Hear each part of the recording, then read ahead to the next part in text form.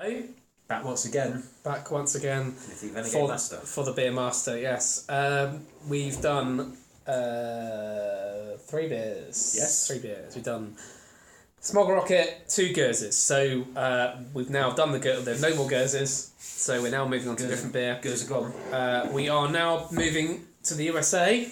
Oh, right, okay. This beer first brewed in 2009. It's 7.2%. 7.2. It is. We did it out the bag of dreams. Sierra Nevada Torpedo Extra IPA. I know this one. I've never had it before. Have you not? Nope, never. Oh, right. See what you think. So. Oh, there's a whole page. Is that a whole page advert there? Yes, look at that. Hello. Hello.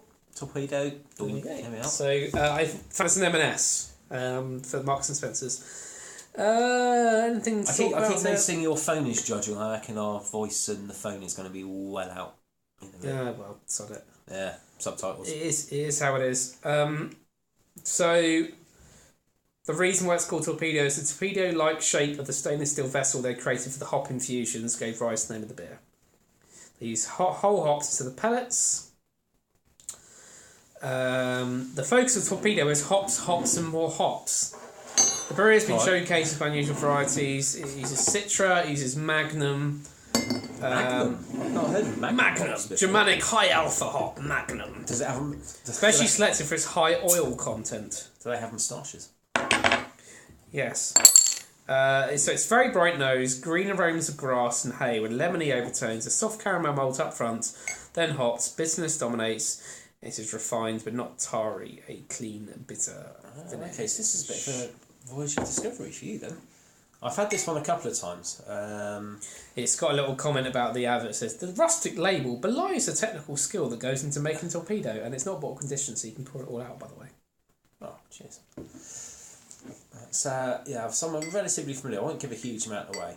It is essentially, I'm sure I'll get howled down by the craft beer enthusiasts. It's essentially a souped up version of your regular Sierra Nevada. Yeah, I think that's what I think that's what it's supposed to be. Actually, it is a spazzed up version. I'm quite sure that's what it's supposed to be. So it's called Extra IPA. I think it is supposed to be essentially a hopped up version of the standard pale ale, which I've already reviewed.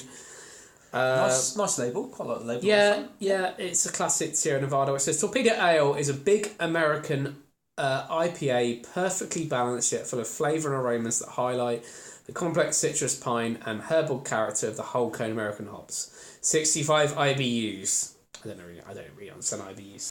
Do you? International Bitterness Units, I believe. I suppose it's a bit like the Scoville thing for chili. I guess I'm a heathen in the fact I don't really understand what IBUs mean. I'm more about the percentage. But it means more to me.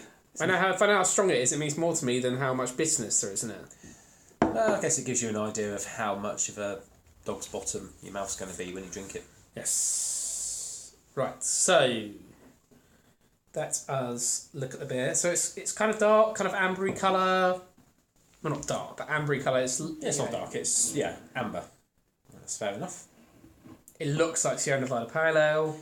There's a good bit of fizz going on, medium-sized bubbles rising from seemingly nowhere. Thin head. Oh, mine's alright, actually. Yeah, well, thanks. I've got the best. Let's go for the smell. Not a huge amount on the nose, I would say. Actually, not a huge amount of hops. It's there, but not quite as obvious as I expected. It's very, that sort of green hop. Yes, it does have that green hop smell to it. But it's not overpowering. It's there, subtle. You're right. Let's go for the taste. Cheers.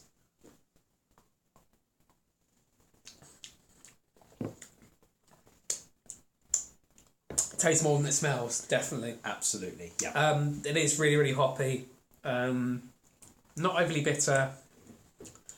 It's astringent more than bitter, I think. It's a bit. It's one of those. Where does bitter end and astringent start? I think this is on the astringent side.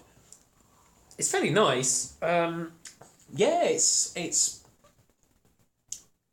It's just a quadra-spaz version of the normal. Yeah, it's basically gone, right, let's take the Sierra Nevada Pale Ale and let's throw loads more hops in it. It's fine. The problem is I do find this it's a bit too much after a few mouthfuls. It's got a bit of the aftertaste is like, oh, okay. It cleans your mouth out. It dries it quite quickly. It's tastes the flavours are sort of, what's that? Green hop, grassy flavour. It's got a resiny. It's very resiny. I'll give a little quote that might help to explain this. This is from the Sierra Nevada's founder, Ken Grossman.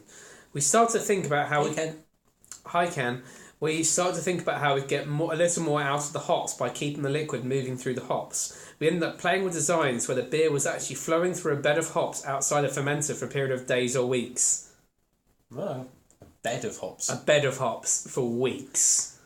This is... Strained through the duvet.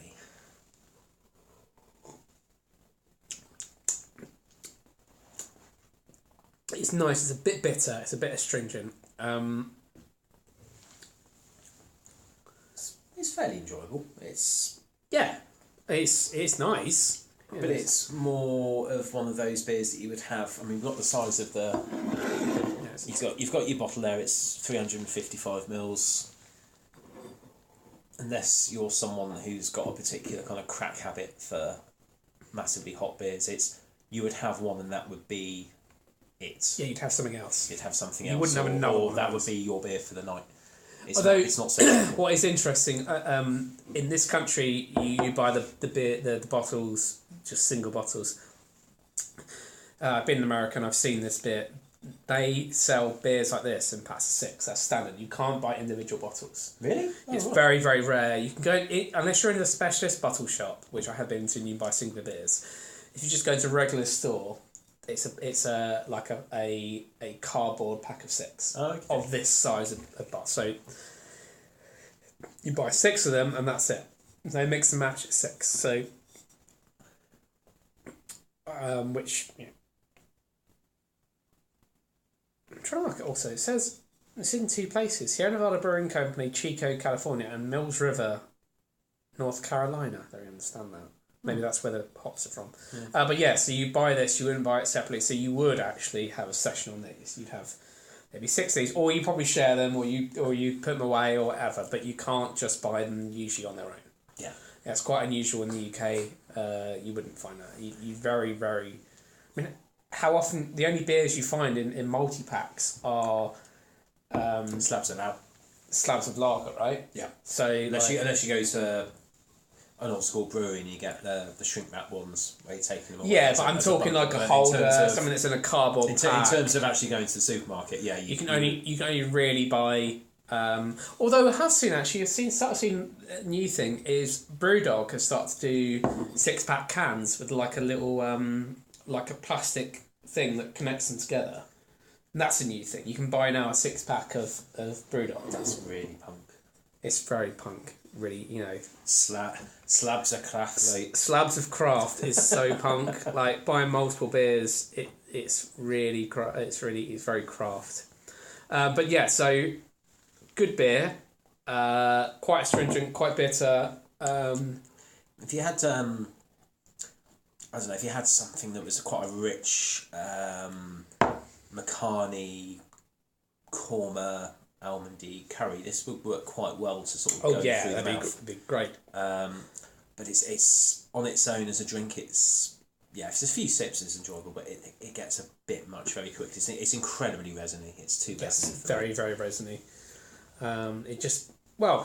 It doesn't make any bones about it. They say it's all about the hops. Yeah. It is all about the hops. It tastes just of hops. There's no malt character to it. It's just hops. You're not a million miles away from simply just getting the hops and shoving them in your mouth and just chewing them. Yeah, you can taste it's got hop oil in it. It's sat on hops for ages. It's basically like the beer is the byproduct. Essentially. Perfectly summed up. You need to... The next time he's got an iteration of this book, you need to get in there with some... This is basically like... This is a hop... A great way of... This is a hop... This is a delivery vehicle for hops. The beer is just a side effect. That's basically what this is. But great. It's a nice... I'd have it again. If someone said, would you like a bottle of this? I'd be like, yeah, sure. Why not? I suppose it's one of those ones that the whole pushing of the US... craft beer scene a few years ago when it was the big thing that was coming over, and they've done a lot of stuff, and it was all hop forward beers, I believe was the technical term. I suppose this was one of the definitely a hop forward one of the beer. leaders on these, and it's like, how mad can you go? And I have had beers that are more mad than this, but this is kind of the frontier I wouldn't really want to go past. This is... You call it the final frontier. Ha ha ha! There is the bottle opener. Well, and that lovely has segued us into finishing this beer review. We're going to go have some more sips of resin. And I'm going to stop this now because Chris has been embarrassing. Goodbye, Captain Kirk.